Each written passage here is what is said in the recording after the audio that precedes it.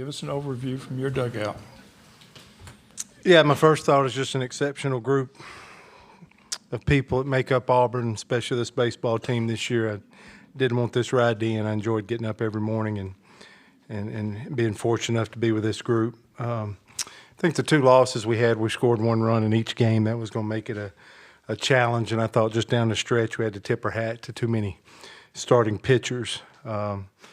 Conversely, I think it's 10-plus runs that we probably gave up with 2 outs, and that was those third and fourth innings were too much to overcome. You extend an inning for a team like Arkansas at this stage. It kept happening. So we had some sun, some 2 strikes, and I thought when that field was in a unique playing position they just kept putting the ball in play and good things happened while we were still trying to put the bat on the ball. These 2 guys right next to me are 2 of my strongest men and people, and there's a whole locker room full of it. So we'll just start the next 48 hours spending a lot of time with them and continuing the good work. And hopefully if we stair-step this program, we can keep fighting and having a feel that the best is yet to come. Okay, let's have questions for the student athletes, and raise your hand and we'll get a mic to you. Quickly, okay. Jason Caldwell, Auburn 247, for Brody and Carson both. What's it mean for you guys to get back here again, to be here twice in really 3 college baseball seasons, and to leave the program in such good shape? It's pretty cool, but obviously we didn't get it done, and that's just what you said. It's a testament to this man right here. He's a great leader. He's one of the best leaders I've ever played for, and wouldn't have it any other way. A lot of people can say that, coming to Omaha is a once-in-a-lifetime thing, but for me, Brody, Kaysen, and all the other guys that have been here twice, it's an incredible feeling to be able to come to a place of such joy and happiness to the whole college baseball world more than one time. And all that stems from Coach Thompson. Great leader, great man, along with all the other coaches and staff members. Just everybody from top to bottom has made such an impact on me personally, and I know for all the other guys it's made a big impact on them too. Okay, next question. Okay, here. Andrew Hutchison, hogbeat.com. Brody, I'm curious what made Will McIntyre, Arkansas starter, so tough to hit tonight? I think he had all of his pitches working for him, and I think wherever Turner put his glove, I think that's where the ball was going. I thought he had really good command and didn't make as many mistakes as starting pitcher usually does. And, he spotted up really well, and all of his pitches were working for him tonight. Okay, next question. Okay, guys, thank you. Congratulations on a great season. Thank you.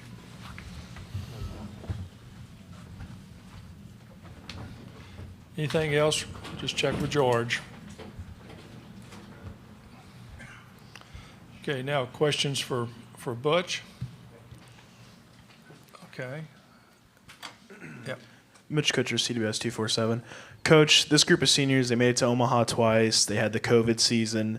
What are you going to remember most about these group of guys when you look back on this team?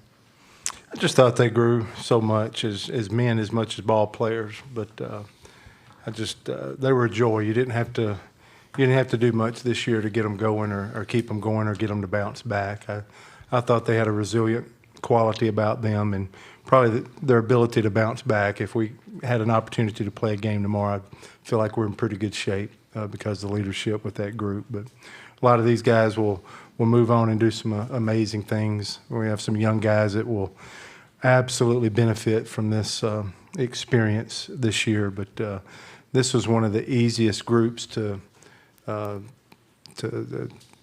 tell them a mission or give them a challenge and then try to go attack it. And that's just a special group of guys led by a lot of our older guys, especially those 2 that were right here next to me. Next question there. Okay, we're going back here first.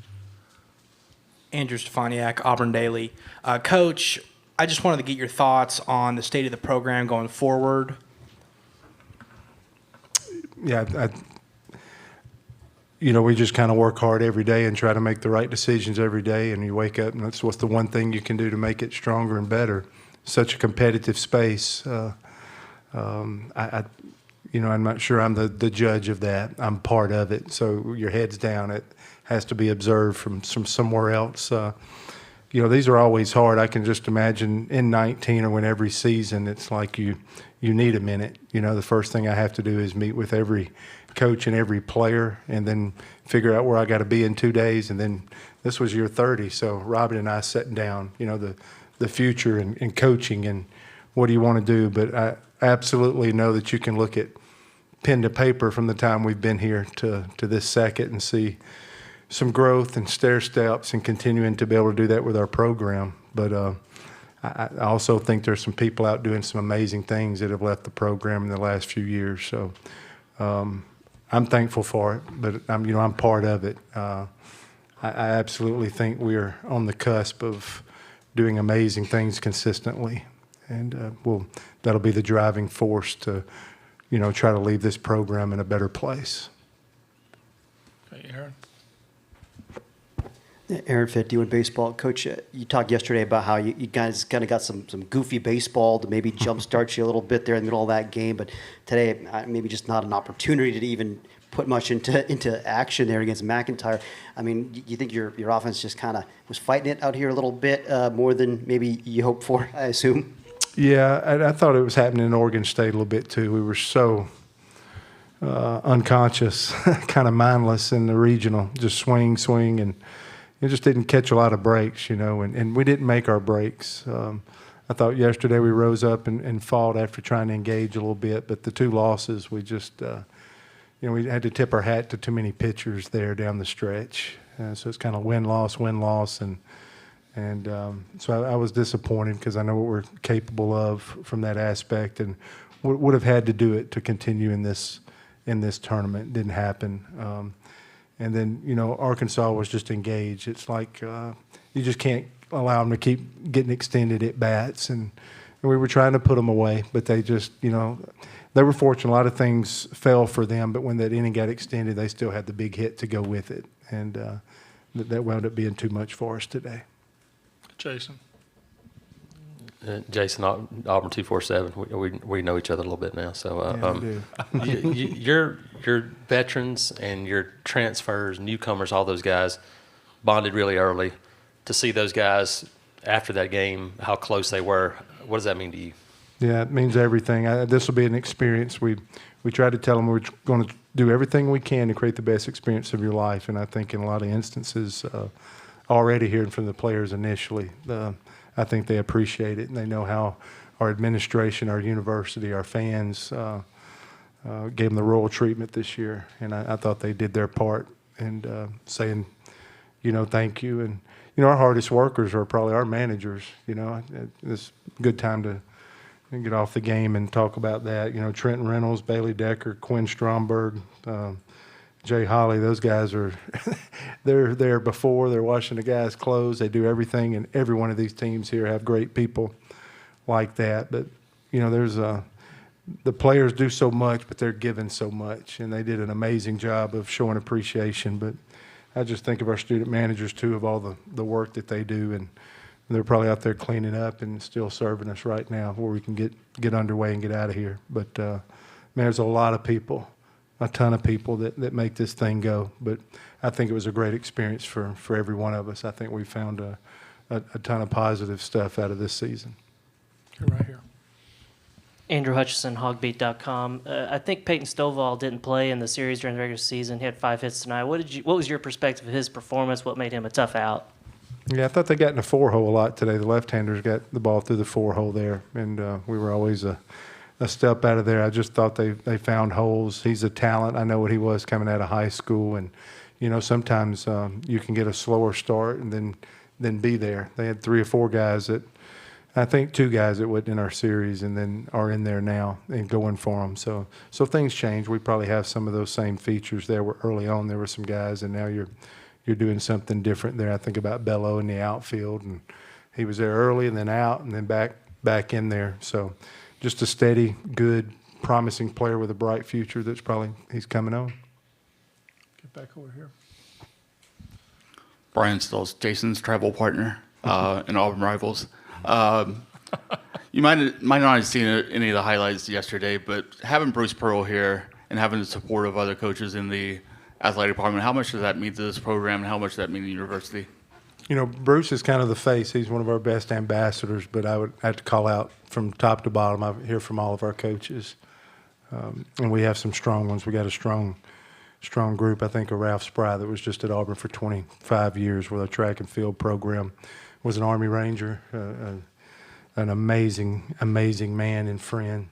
And I can't go down the list because it would be all of our head coaches. It is a tightest group I've been a part of, and they've been so supportive. I think of Johnny Harris for sure, our women's basketball coach, that every time we go back to campus and every time we turn around and head back out for the next step, she would be at Plainsman Park there with us.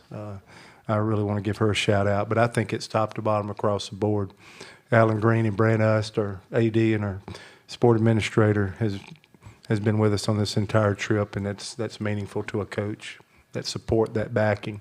But our head coaches at Auburn, I tip my hat to them that they've absolutely have. I think everybody on our campus has just appreciated this team. I don't know why. There's been other quality teams, but it just got up in behind this team, and I think this team united a lot of us on campus this year. Okay, Molly, you got somebody? Okay.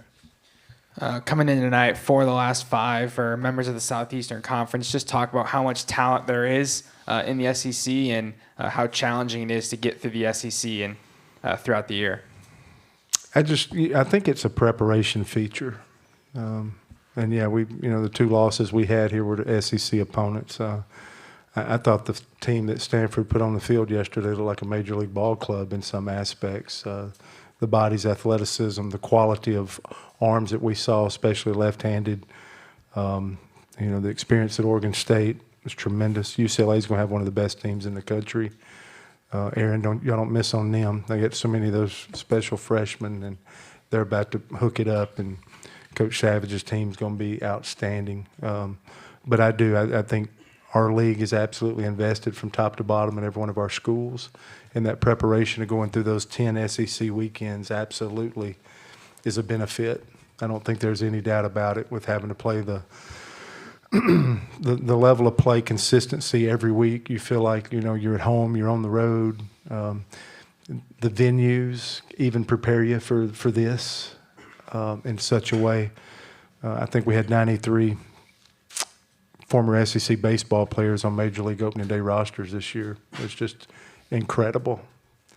So that's a pretty good track record. But I think it's playing those 10 SEC weekends is just absolute with no breaks there. If you can withstand, if you don't get buried, and it's a year where you're right above the 500 mark, you can do anything. I think our 19 team that wound up making it here was 14-16 in our league, and I think it's just a proof of what those 10 weeks how it prepares you. Okay, this will be our last question for Butch. Andrew Stephaniak, Auburn Daily. Coach, at the beginning of the year, you came out and talked about the operation atmosphere and trying to get people excited about baseball, and you could feel the vibes, especially in the regional round. You could feel the vibes around the program. Everybody was excited. A lot of fans out, a lot of people supporting the team. I just kind of wanted to get your thoughts about that and how it went this year. Yeah, I just doubled down and believed in what we're doing. So I doubled down. I wanted people to be there and didn't know 100% sure that would end. Our last game would be hosting a regional there, but sometimes you just bet on yourself and your program and you try to double down on it. And then you ask some people, can we do X, Y, Z, can we do a few things? And everybody said absolutely. So team effort across the board. And then, we sold the most season tickets for our program, exceeded 20 after the 19 College World Series team. After coming off a tough year last year, we exceeded the 20 mark and sold more season tickets in the history of our program. So our people stepped up to the plate for this team before we ever played a game. And, I'll never forget that. And I appreciate that. And you know what? I thought our team rewarded them at the end. And I thought that was a nice organic event for us by doing the Operation Atmosphere, to where they stepped up to the plate for us, and I thought we returned the favor there at the end of the postseason. Butch, thank you. Congratulations on another great year. Thank you, sir.